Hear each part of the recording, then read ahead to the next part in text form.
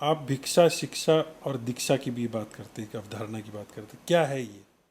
भिक्षा, क्योंकि मेरा बड़ा ध्यान रहता है भिक्षा अर्थात भोजन, भोजन पर। आहार, विहार, व्यवहार और कर्तव्य, इन चारों का हमें ध्यान रखना चाहिए। जैसा खाएंगे हम अन्न वैसा होगा हमारा मन, जैसे पिएंगे हम पानी वैसी निकलेगी वाणी। तो राम, राष्ट्र और रोटी, राम, राष्ट्र और रोटी, इसकी आगे की कड़ी है। इसके आगे की कड़ी है ये। तो मुझे लग रहा है कि भिक्षा, शिक्षा और दीक्षा, भिक्षा हमारी श्रेष्ठ घरों में होनी चाहिए। मधुकरी भिक्षा होती है हमारी सन्यासियों में, हम लोगों ने भी किया है, आज भी करते हैं। मधुकरी भिक्षा होती है। मधुकरी का अर्थ होता है हम किसी श्रेष्ठ सज्जन संत जो है वो एक सतग्रस्त के घर में जाता है और जो हमें करपटिका में हमारी हाथों में मिल जाती है, कर में भिक्षा, हम उसको खा लेते हैं। भिक्षा हमारी सदैव श्रेष्ठ घर में होनी चाहिए और भिक्षा हमारी श्रेष्ठ होनी चाहिए, अन्न हमारा श्रेष्ठ होना चाहिए। दीक्षा, दीक्षा इसलिए श्रेष्ठ की उपाधि दी गई है कि दीक्षा के माध्यम से परंपराओं को सुधारा जा सकता है, कर्मकांड के बारे में बताया जा सकता है। आज गुरुकुल की परंपरा धीरे धीरे बंद हो रही है। गुरुकुल की परंपरा विराट होनी चाहिए। गुरुकुल से परंपराएं प्रारंभ होती थी, चलती थी। क्यों हुआ ऐसा?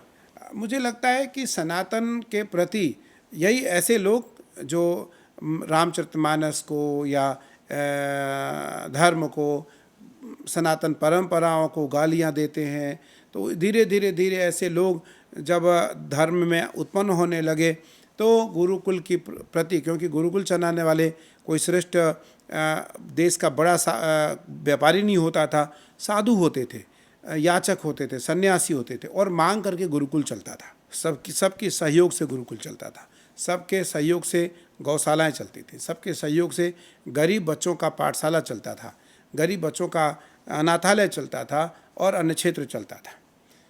आज परंपरा ऐसी आ गई कि जिन लोगों के द्वारा दान दिया जाता था, आज उन्होंने अपने अपने ट्रस्ट खुद बना लिए। आज उन्होंने अपने FCRA 35 ACC या 12 ATJ अपना करके, और वह अपनी ट्रस्ट के आड़ में, धर्म के आड़ में अपनी वो एक व्यवसाय भी चलाने लगे। इसलिए परंपरा धीरे धीरे कमज़ोर हो गई। मठों में जो देने वाले लोग थे वो कम हो गए। मठों में जो देने वाले, ये बात कहनी नहीं चाहिए, लेकिन मुझे इसलिए ज़रूर कहना है कि लोगों को पता कैसे रहे कि हमारी परंपरा मजबूत कैसे होगी। हमारी परंपरा केवल गुरुकुल से मजबूत होगी। जब तक वेद पढ़ने वाले विद्यार्थी बाहर नहीं आएंगे, कर्मकांड समाप्त हो जाएगा। वेद पढ़ने वाले विद्यार्थी गांव-गांव में, घरों-घरों में जाकर यज्ञ हवन नहीं कराएंगे, संस्कार खत्म हो जाएगा। चोटी की बात जो आती है, चोटी समाप्त हो जाएगी। बेटी का व्यवहार खराब हो जाएगा, बेटी संरक्षित नहीं रहेगी, क्योंकि जिस घर में अन्न, संस्कार और व्यवहारिक जीवन, बौद्धिकता नहीं रहेगी, निसंदेह वह परिवार अधर्म की ओर जाएगा। तो इसलिए मेरा कहने का तात्पर्य कि इस परंपराओं को सुधारने के लिए सबसे पहले छोटे बच्चों को सुधारने की आवश्यकता है।